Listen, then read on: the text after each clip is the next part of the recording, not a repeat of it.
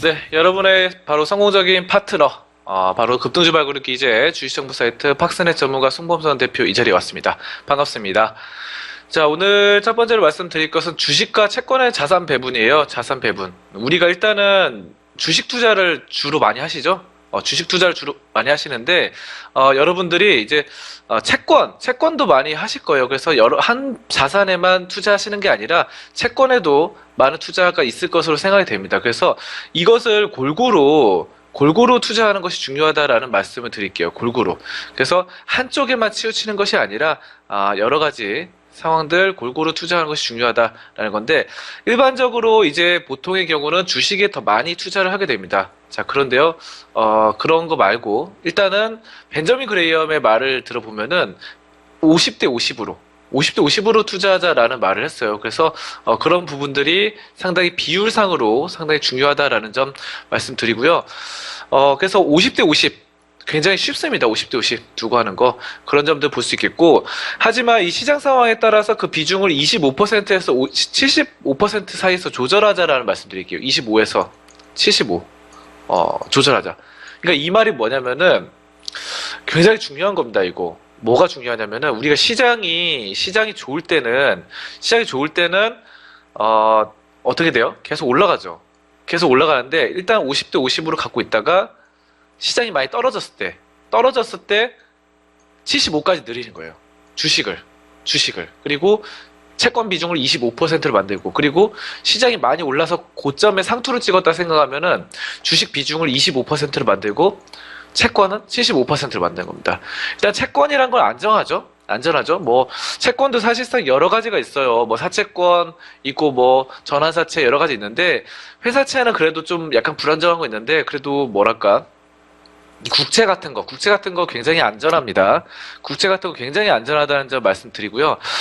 이런 점들이 안정성이 담보되기 때문에 채권과 주식을, 비중을 조절하자라는 전략이에요. 그래서 약세장 바닥에서는 주식의 비중을 75%까지 늘리고, 그리고 채권을 25% 하고, 강세장의 천장 부분에서 시장이 정말 많이 올랐다. 막 2000선 넘어서 막, 코스닥 같은 경우 700선 넘어서 뭐 710포인트, 750포인트 갔다.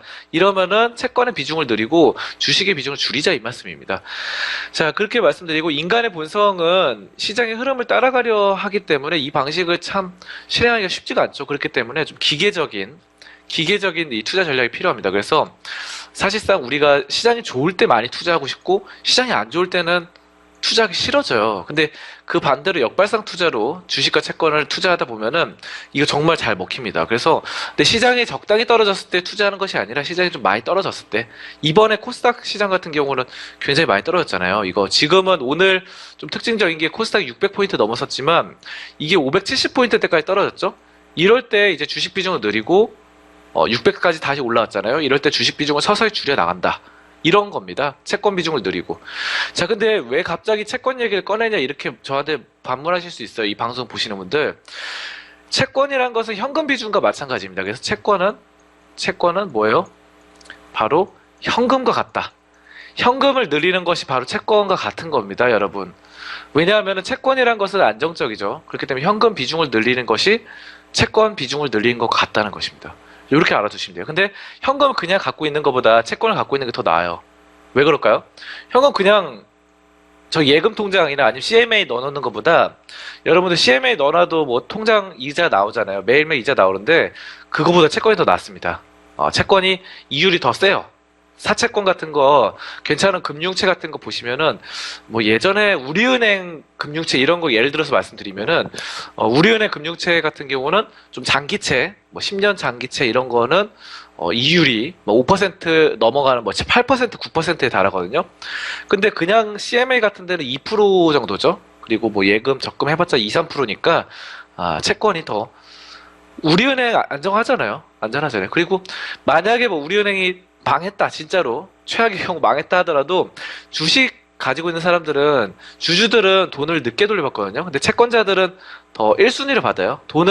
주주라는 것은 이제 돈을 내가 소유를 하고 경영을 하는 게 주주죠. 근데 이제 채권자는 돈을 빌려준 사람이잖아요. 그 채무자들이 채권자한테 돈을 갚아야 될 권리가 있기 때문에 채권자가 가장 돈을 빨리 받고 그렇기 때문에 그냥 현금으로 두지 말고 채권을 사두자 이 말씀을 드리고 싶어요. 그래서 얼마나 좋습니까? CMA 넣어놓는 것보다 채권이 더 낫습니다. 그래서 그냥 일반 예금 통장에 넣어놓는 것보다 CMA가 나아요. CMA가 매일매일 이자 붙으니까 나은데 CMA보다 채권이 더 낫다. 근데 약간 귀찮다. 채권 살려면은. 그렇기 때문에 금융채 저는 좀 추천을 드리고요. 사채권 쪽으로 좀 잘 알아보시면은 이런 여기 보시면 기업 분석 이런 데 보잖아요. 그러면은 이런 데 밑에 내려보시면 여기 신용 등급 있거든요. 근데 이 기업은 지금 안 나와 있는데 예를 들어서 뭐 삼성전자다. 삼성전자 보실게요. 삼성전자. 삼성전자 보시면은 여기 신용 등급이 나오거든요.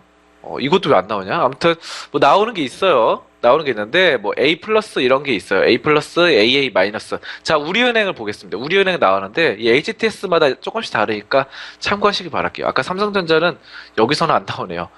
아무튼 신용등급이 다 있는데 AAA죠.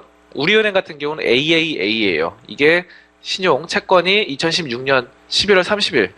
요거 잘 봐주시면은 채권 등급 여기다 투자할 만한지 알 수가 있고요. 그리고 이거는 채권 등급을 보시는 거는 주식 투자할 때도 상당히 유용해요. 그래서 이게 아무래도 신용 등급이 높을수록 안정적이고 회사가 잘 운영이 될 거니까 요거 신용 등급 높으면서 어떻게 돼요? 그러면서 저평가된 거 이런 거 사시면 굉장히 좋습니다. 자, 그렇게 말씀드리고요. 그래서 우리가 전문가들도 사실상 이렇게 아까 말씀드린 대로 뭐 25%, 75% 비중을 계속해서 조절해 나가는 이런 전략 상당히 힘들어요, 사실상. 힘듭니다. 그렇지만 이렇게 하는 게 좋다는 점이고, 뭐 예를 들어서 기부금 운영 관리자 중에서도 강세장의 유혹을 견뎌내지 못한 사람들이 있어요. 그래서 정말 방어를 잘하는 투자자는 강세장에서는 주가 상승으로 높은 수익을 내고, 또 약세장에서는 공격 투자자나 아니면 투기꾼들보다 손실을 훨씬 적게 보게 됩니다. 자, 이런 점도 있고, 주식과 채권의 비중을 조절하는 시점은 이 코스닥 지수, 코스피보다는 코스닥 지수가 더 신빙성이 가요. 그래서 코스닥 지수와 바로 채권 수익률의 높고 낮음을 비교해서 선택하면 되겠습니다.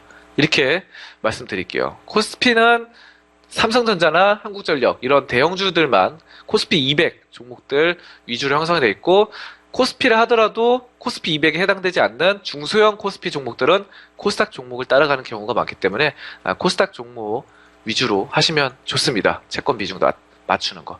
자, 그렇게 말씀드렸고